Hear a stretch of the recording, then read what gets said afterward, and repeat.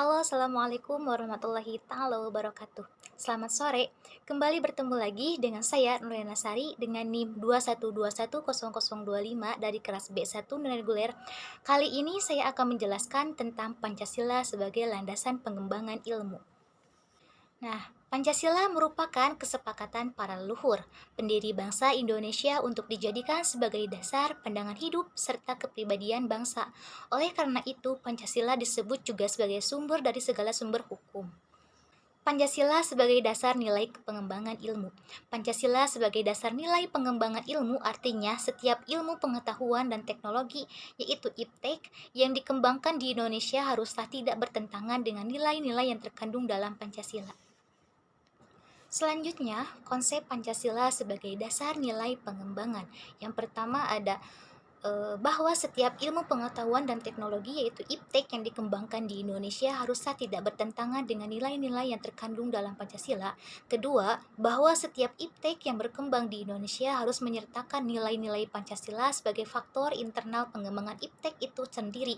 Dan yang ketiga, bahwa nilai-nilai Pancasila berperan sebagai rambu normatif bagi pengembangan iptek di Indonesia.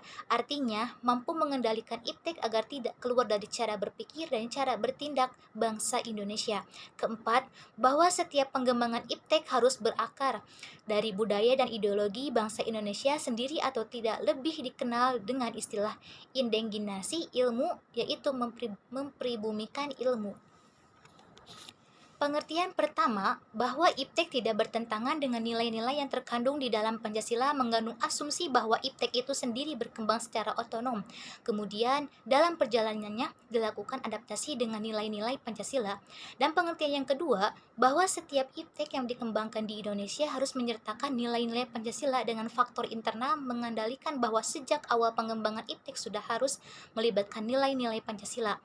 Namun, keterlibatan nilai-nilai Pancasila ada dalam posisi tarik ulur. Artinya, ilmuwan dapat mempertimbangkan sebatas yang mereka anggap layak untuk dilibatkan. Pengertian ketiga, bahwa nilai-nilai Pancasila berperan sebagai rambu normatif bagi pengembangan iptek mengasumsikan bahwa ada aturan main yang harus disepakati oleh para ilmuwan sebelum ilmu itu dikembangkan. Namun, tidak ada jaminan aturan main itu akan terus ditaati dalam perjalanan pengembangan iptek itu sendiri. Sebab ketika iptek terus berkembang, aturan main seharusnya terus mengawal dan membayangkan agar tidak terjadi kesenjangan antara pengembangan iptek dan aturan main. Pengertian keempat, yang menempatkan bahwa setiap pengembangan iptek harus berakar dari budaya dan ideologi bangsa Indonesia sendiri. Sebagai proses identifikasi ilmu pengendalian bahwa Pancasila bukan hanya sekedar sebagai dasar nilai pengembangan ilmu, tetapi sudah menjadi paradigma ilmu yang berkembang di Indonesia. Untuk itu, diperlukan penjabaran yang lebih rinci dan pembicaraan di kalangan intelektual Indonesia. Sejauh mana milenial Pancasila selalu menjadi bahan pertimbangan bagi keputusan-keputusan ilmiah yang diambil. Selanjutnya tentang urgensi Pancasila sebagai dasar nilai pengembangan ilmu. Yang pertama ada pluralitas real, nilai dari perkembangan dalam kehidupan bangsa Indonesia dewasa ini seiring dengan kemajuan iptek menimbulkan perubahan dalam cara pandangan manusia tentang kehidupan. Dan yang kedua, dampak negatif yang ditimbulkan kemajuan iptek terhadap lingkungan hidup berada dalam titik hadir yang membayangkan eksistensi hidup manusia di masa yang akan datang. Dan yang ketiga, perkembangan iptek yang didominasikan negara-negara barat dengan politik global ikut mengancam nilai-nilai khas dalam kehidupan bangsa Indonesia seperti spiritualitas, gotong royong, solidaritas, musyawarah, dan cita rasa keadilan. Adapun alasan diperlukannya Pancasila sebagai dasar nilai pengembangan ilmu yaitu pertama ada kerusakan lingkungan yang ditimbulkan oleh iptek, baik dengan dalih percepatan pembangunan daerah tertinggi maupun upaya peningkatan kesejahteraan masyarakat perlu mendapat perhatian yang serius. Penggalian tambang batu bara, minyak, biji besi, emas, dan lain-lainnya di Kalimantan, Sumatera, Papua, dan lain-lain dengan menggunakan teknologi canggih mempercepat kerusakan lingkungan. Apabila hal ini dibiarkan berlarut-larut, maka generasi yang akan datang menerima resiko kehidupan yang rawan bencana lantaran kerusakan lingkungan dapat memicu terjadinya bencana seperti longsor, banjir, pencemaran akibat limbah, dan seterusnya.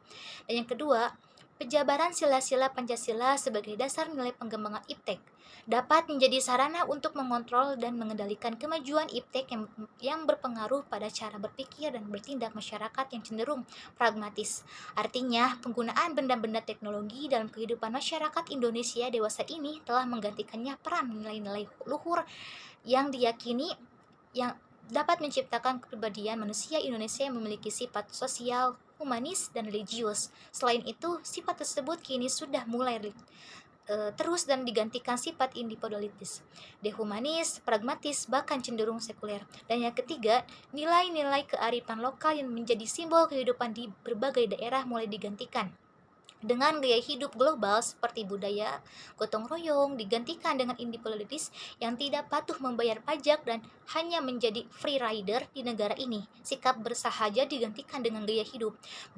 bermewah-mewahan, konsumerisme, solidaritas sosial digantikan dengan semangat individualitas, musyawarah untuk mufakat digantikan dengan voting dan seterusnya. Sumber historis Pancasila. Sumber historis Pancasila sebagai dasar nilai pengembangan ilmu di Indonesia dapat diteruskan pada awal dalam dokumen negara, yaitu pembukaan Undang-Undang Dasar 1945.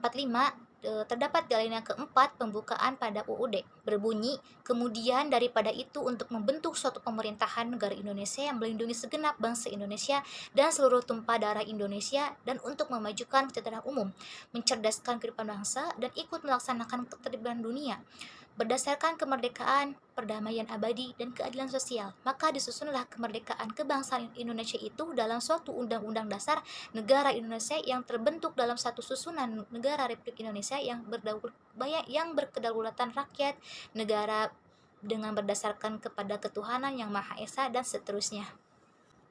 Kedua, sumber sosiologis Pancasila sebagai dasar nilai pengembangan ilmu di Indonesia.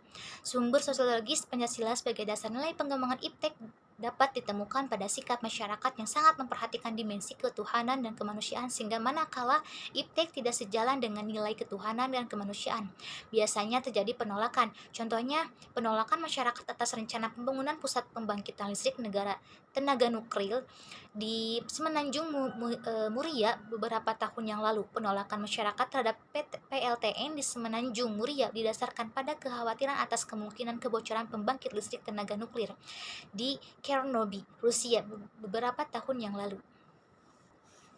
Ketiga, sumber politis Pancasila. Sumber politis Pancasila sebagai dasar nilai pengembangan ilmu di Indonesia dapat dirunut ke dalam berbagai kebijakan yang dilakukan oleh para penyelenggara negara.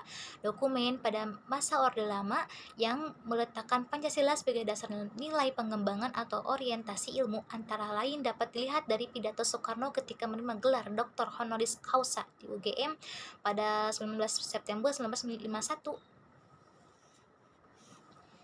Argumen tentang dinamika Pancasila sebagai dasar pengembangan ilmu. Yang pertama ada kapitalitas sebagai manusia perekonomian dunia termasuk di Indonesia. Globalisasi yang menyebabkan lemahnya daya saing bangsa Indonesia dalam pengembangan IPTEK. Yang ketiga, konsumerisme menyebabkan negara Indonesia menjadi pasar bagi produk teknologi negara lain yang lebih maju IPTEK-nya.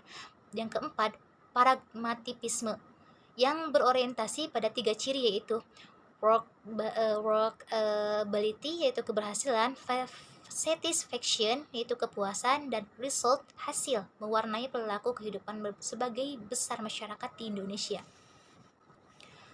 Nah, mungkin itu yang bisa saya dapat sampaikan pada hari ini. Mudah-mudahan ada manfaatnya bagi kita semua. Wassalamualaikum warahmatullahi taala wabarakatuh. See you next time.